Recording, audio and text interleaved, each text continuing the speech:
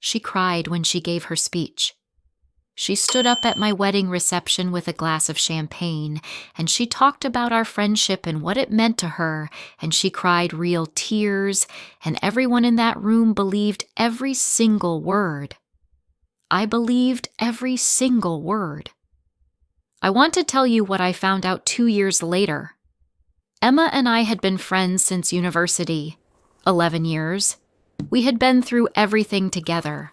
Breakups, job losses, family grief, the messy, ordinary disasters of being in your 20s and trying to figure out who you are.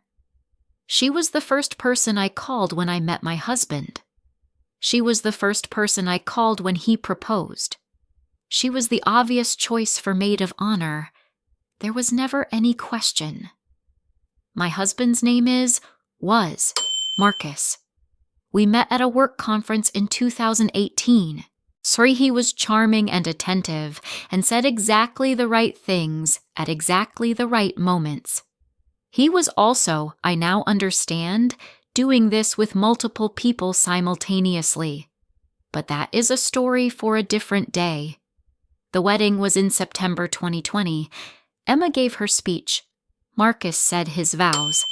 I said mine. We danced until midnight, and it was exactly what I had dreamed it would be. What I did not know, standing at that altar, was that Emma and Marcus had been sleeping together since the previous January, 8 months before my wedding. Through my entire engagement. Through every dress fitting she attended with me.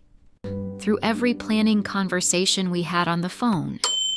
Through the hen weekend she organized. I found out on a Wednesday afternoon in March 2022. Not from either of them. I'm from a mutual friend who had kept the secret for over a year and could no longer carry it. She rang me and said she needed to tell me something, and I remember thinking it was going to be something minor. Something manageable. It was not minor. It was not manageable.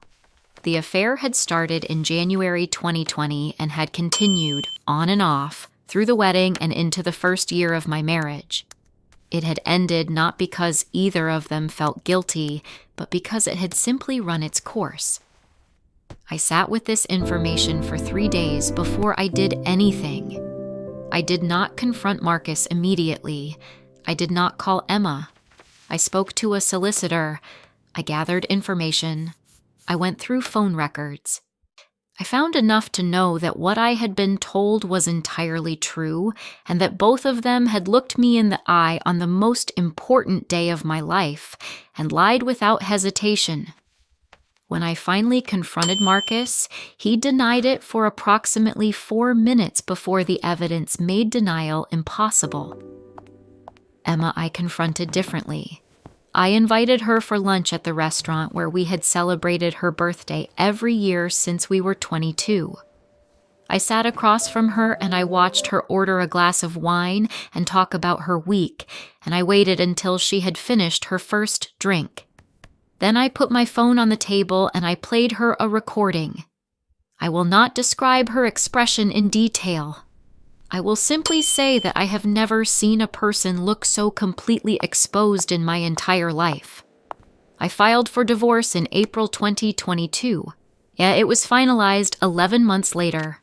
I received a settlement that reflected the full financial circumstances of the marriage, and I walked away with considerably more than I arrived with. Emma, I have not spoken to since that lunch. The wedding photographs are in a box in my parents' garage. I have not looked at them since. I am not sure I ever will. What I want to say to anyone listening who has been in a similar position is this. The grief is not just about the betrayal itself. It is about the rewriting. Every single memory you have of that period gets examined again under a different light. And almost all of them look different. That is the part that takes the longest to recover from. Not the anger, not the legal proceedings, the rewriting. But you do recover. Slowly and imperfectly. But you do. I am building something new now. On my own terms. with people who have earned the access they have to my life. It feels entirely different from anything I had before. It feels honest. If this story felt familiar, you are not alone. Silence protects the wrong people. I am backstabbed.